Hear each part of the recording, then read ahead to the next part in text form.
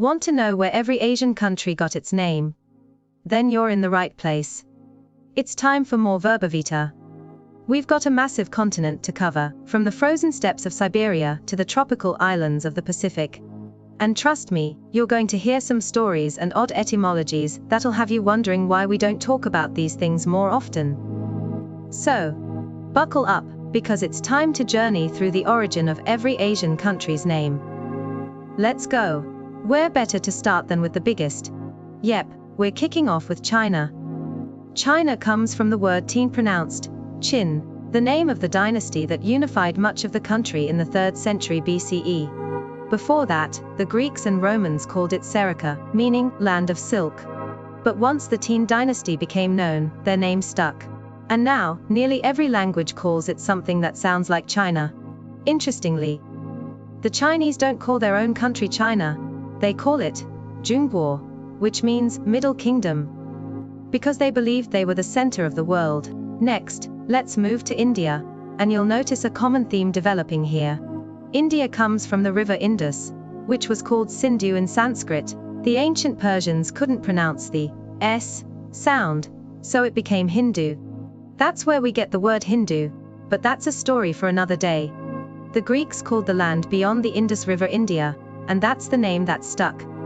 But much like China, the locals call their country something entirely different. Bharat, after an ancient king mentioned in Indian scriptures. Now, let's pop over to India's neighbor Pakistan. The name Pakistan is modern. It was coined in 1933 by a student named Chowdhury Rahmat Ali. It's actually an acronym of the regions that make up the country Punjab, Afghan province, Kashmir, Sindh, and Baluchistan. But it also means land of the pure in Urdu and Persian, which made it a perfect fit for a nation created as a homeland for Muslims. Speaking of acronyms, we can't skip Bangladesh, which literally means the land of the Bengalis. Bangla refers to the Bengali language and people, and Desh simply means country. Bangladesh was once part of Pakistan but gained independence in 1971 after the Bangladesh Liberation War. Now for Nepal. This one's a bit of a mystery, but the most popular theory is that it comes from the Sanskrit word nepa, which means those who domesticate cattle. Another theory ties it to an ancient sage named Ni who protected the region. Either way, it's a name that's been in use for over 2,000 years. Moving on, Bhutan, the landlocked Himalayan kingdom, is called Druk Yul by its inhabitants, which means land of the thunder dragon. Bhutan might come from the Sanskrit Bhutanta, meaning end of Tibet, or Bhutan, meaning highlands. Let's head down to Southeast Asia for a bit of warmth and tropical vibes, shall we? Myanmar, or as many still know it, Burma. Both names are derived from the name of the majority ethnic group, the Burma people, but Myanmar is a more formal version. The British colonial rulers stuck with Burma, but in 1989, the military government changed the name to Myanmar to be more inclusive of all the country's ethnic groups. Then there's Thailand, a name that means land of the free. And it's true. The country was never colonized by European powers. Before it was called Thailand. It was known as Siam, and if that sounds familiar, it's because it's where the Siamese cats come from. Now let's swing over to Cambodia, which is named after the ancient Kampuche kingdom. Kampuche itself comes from the Sanskrit Kambuja, which refers to an early tribe said to have founded the kingdom. Interestingly, in English, we use the name Cambodia, which came via French influence, but locals call it Pre-Reach Anapak Kampuchea, or just Kampuche for short. Vietnam is named for the Vedant people, who lived in the region centuries ago. The Nam part means south, so it's literally Viet South. The name dates back to the 19th century, but the country itself has a history that stretches back thousands of years. Laos is named after the Lao people, but here's something interesting in English. We pronounce that final S. But in Lao, it's silent. So, if you want to sound like a local, just call it Lao. Next up, Malaysia, which gets its name from the Malays, the ethnic group that dominates the country. The name Malay itself is thought to come from the word Malayu, which may mean hells or mountains in Tamil. Let's move south to the islands of Indonesia, a name that's a bit of a mashup. It comes from the Greek Indos, a meaning India, and Nisos, a meaning islands, so Indonesia means Indian islands. And just like that, we have a name for one of the world's largest archipelagos. Before it was called Indonesia, it was known as the Dutch East Indies under colonial rule. Speaking of islands, we've got the Philippines. Named after King Philip II of Spain, during the Spanish colonial period, the name stuck, even though the country is now independent. In Tagalog though, it's called Pilipinas. Let's head back to the mainland and visit Japan. The Japanese call their own country Nihon or Nippon, which means origin of the sun. In other words, the place where the sun rises. That's why Japan is often called the land of the rising sun. Our word Japan comes from the Chinese pronunciation of Nihon, which Europeans heard as Jipangu and later transformed into Japan. South Korea and North Korea are next. Both Koreas are named after the Goryeo dynasty, which ruled much of the peninsula in the Middle Ages. Goryeo itself may come from the word Goryeo, an earlier kingdom, and it eventually morphed into Korea. Right next door is Mongolia, named after the Mongol people who burst onto the world stage in the 13th century under the leadership of Genghis Khan. The name Mongol is thought to mean brave or fearless, which makes sense when you think about the empire they built. Now let's venture into the Middle East, starting with Saudi Arabia. The name is straightforward. It's named after the ruling Al Saud family, who founded the country in the early 20th century. Arabia simply refers to the Arabian Peninsula. Right next door, we've got Iraq, a name that likely comes from the ancient Sumerian city of Uruk, which was one of the first major cities in human history. The name could also be linked to the Arabic word Iraq, meaning deeply rooted or well-watered. Iran is derived from Aryan, referring to the ancient Aryan peoples who settled the region thousands of years ago. The name means land of the Aryans and was officially adopted in 1935, though the country had long been known to outsiders as Persia. Next we have Jordan, named after the Jordan River, which in turn comes from the Hebrew word Jordan, meaning to descend or flow down. Sri Lanka is a name that means resplendent island in Sanskrit. The country was known as Ceylon during colonial times, a name that comes from Silao, the Portuguese adaptation of the old Arab name Serendip. That's where we get the word serendipity, an unexpected pleasant discovery.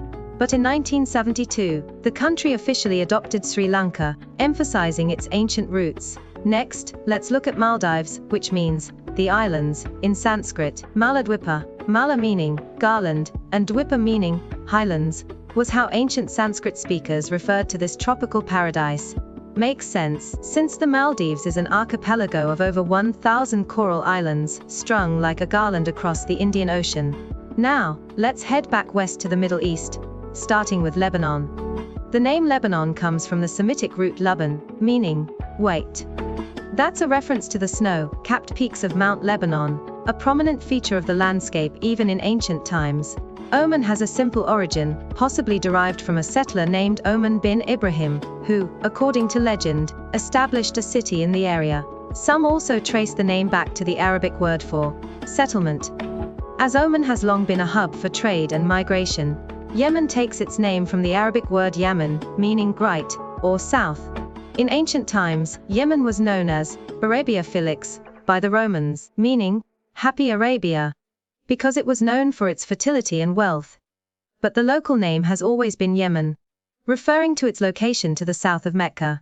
Now, back to Southeast Asia for a couple of island nations. Singapore is derived from the Sanskrit word Singapura, which mean lion city.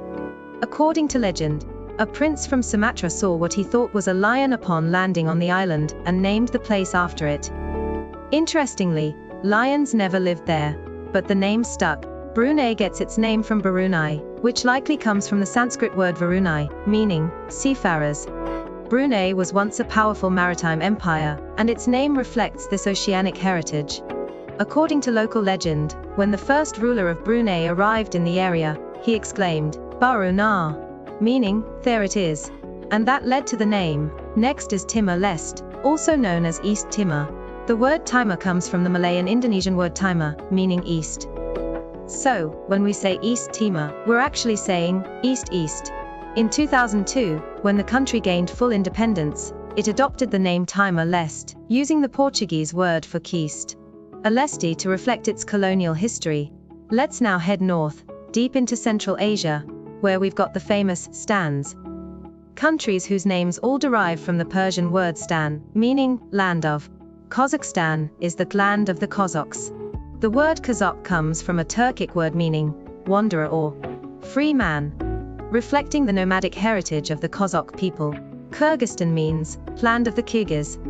Kyrgyz might come from a Turkic word meaning 40, referencing the legendary 40 tribes that united to form the Kyrgyz nation. The country's flag even features a sun with 40 rays to symbolize this origin story. Uzbekistan is land of the Uzbeks. The name Uzbek likely comes from a historical leader, Uzbek Khan, who ruled in the 14th century and helped unify various Turkic tribes in the region. Tajikistan means land of the Tajiks. Tajik refers to a Persian-speaking ethnic group whose ancestors were part of the ancient Persian empires. The Tajik people have deep cultural and linguistic ties to Persian civilization. Turkmenistan is land of the Turkmen. The Turkmen are another Turkic people, and the suffix men is thought to imply likak. So Turkmen means something like those who resemble Turks. Heading back west, let's visit Syria. The name Syria has ancient origins. It's thought to be derived from the name Assyria, the powerful empire that once ruled much of the region. Another theory links it to Surya, the Sanskrit word for sun. The name Syria has been in use for thousands of years, making it one of the most ancient.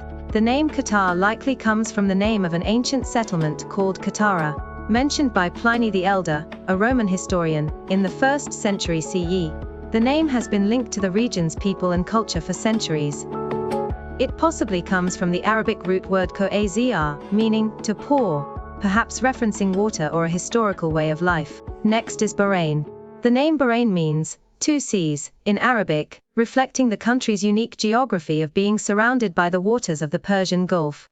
Historically, it refers to the freshwater springs that exist beneath the salty sea, an important feature of Bahrain's history, which was famous for pearl diving and fresh water sources. The name Kuwait has its roots in the Arabic word Kut, which means fortress near water.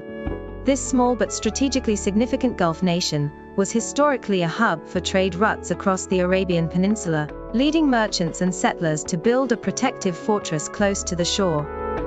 Over time, the settlement around this fortress grew and became known as Kuwait. The name reflects both its maritime connections and its role as a fortified center for trade and security in the region. Now on to the United Arab Emirates, UAE. This federation of 7 emirates takes its name from its political structure. Emirates comes from the word emir, meaning ruler or commander in Arabic. The name United Arab Emirates reflects the union of the 7 independent emirates, Abu Dhabi, Dubai, Sharjah, Ajman, Fujairah, Ras Al Khaimah and Al Quwain under one nation in 1971. The name Taiwan comes from the word Taiwan, which was used by early Dutch settlers in the 17th century, likely derived from a local indigenous term meaning foreigner or outsider. The name was used to describe the region of modern-day Tainan. Over time, the name Taiwan came to refer to the entire island. And there you have it, the origin of every Asian country's name. From ancient kingdoms and rivers to myths and dynasties, these names tell stories of culture, history, and identity that span thousands of years. Did any of these surprise you? Let me know in the comments below. But we're not stopping here. There's a whole world to explore. Next, we'll be diving into the name origins of countries in North America, South America, Africa, and Oceania. So if you're curious about how other regions got their names, make sure to like, subscribe, and share, and stay tuned for more fascinating name origins in the upcoming videos. Thanks for watching, and see you in the next one.